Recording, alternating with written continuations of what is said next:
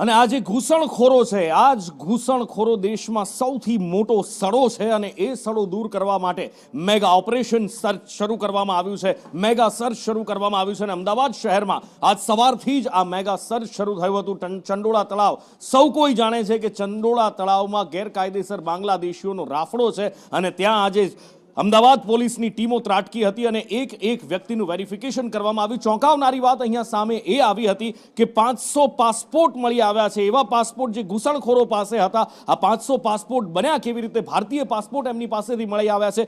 એક વિગત તપાસવામાં આવી રહી છે। જ્યારે પોલીસ સર્ચ માટે પહોંચી હતી, વેરિફિકેશન માટે પહોંચી હતી, તો કેટલાક ઘર્ષણના દ્રશ્યો પણ જોવા મળ્યા હતા, પણ 890 ઘૂસણખોરો આઈડેન્ટિફાઈ કરી લેવામાં આવ્યા છે।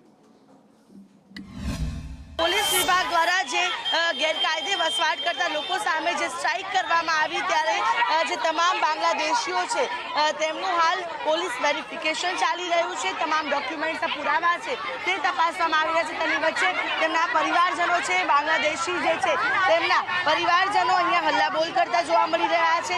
તે લોકો દ્વારા અત્યારે આ જોઈ શકાય છે કે તેમનો જે પોતાનો વિરોધ છે તે દર્શાવી રહ્યા છે અને કહી રહ્યા છે કે પરિવારો કહી રહ્યા છે કે તે લોકો પાસે તમામ પુરાવા પણ છે।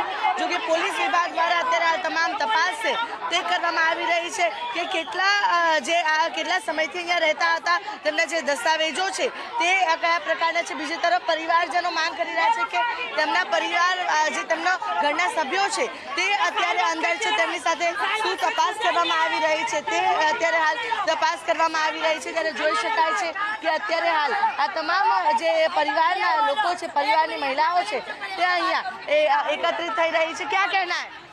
हमारे बच्चों को क्यों उठाया गया? फिर इसके बाद हमारे को वहाँ फुटबॉल ग्राउंड बुलाया गया, वहाँ गए, वो डॉक्यूमेंट लेके आए, वहाँ डॉक्यूमेंट लेके आए, एरिया सब सबूत। कितने बरस का सबूत चाहिए इन लोग को? हमारे बच्चों का 40 बरस से हम चंडोले पे रहते हैं, ये एरिया प्रूफ हमारे पास है, तो हमारे बच्चों को क्यों यहाँ से भी भिजवा दिया गया? बोले प्रूफ जमा करा दोगे, यहाँ से बच्चे छोड़ देंगे, तो क्यों छोड़ा नहीं गया? क्यों छोड़ा नहीं यहाँ से? अब कहा है उसको पकड़ो ना, हमारे बच्चों को क्यों पकड़ते हो?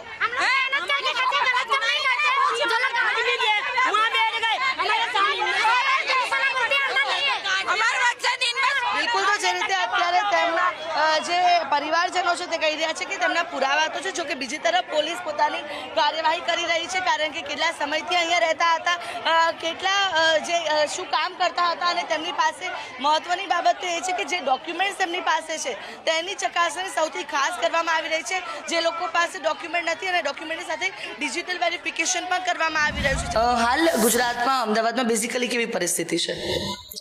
અત્યારે હાલ અમદાવાદમાં જે પાકિસ્તાની નાગરિકો જે શોર્ટ ટર્મ વિઝા ઉપર આવે છે એ લોકો એમની વિઝિટ લે છે ને પછી પરત જતા હોય છે, અને જે રોકાવાના હોય છે એ પછી લોંગ ટર્મ વિઝા માટે એપ્લાય થતા હોય છે અને લોંગ ટર્મ વિઝામાં એ લોકો રોકાતા હોય છે।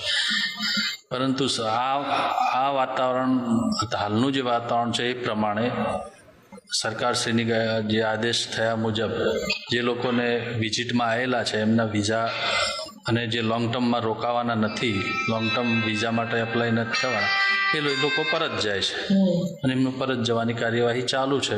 ગઈકાલે 9 ગયા હતા, આજે અત્યાર સુધીમાં 12 એક્સિટ આપી છે અને એમ ચાલુ છે અત્યારે જે લોકોને જવાની છે સરકારની ગાઈડલાઇનની મર્યાદા મુજબ। એમાં થોડો ફરક આવ્યો છે, કારણ થોડો પહેલાં અમારા મહિનામાં 20-25ની એવરેજ હતી એક્સિટ લેવાની, અત્યારે તો ગઈકાલે 9 હતા, આજે અત્યાર સુધીમાં 12 થઈ ગયા છે, હજુ બી આવતા હશે। કેમેરા પર્સન મનીષ વાણિયા સાથે આયુષી યાજ્ઞિક, સંદેશ।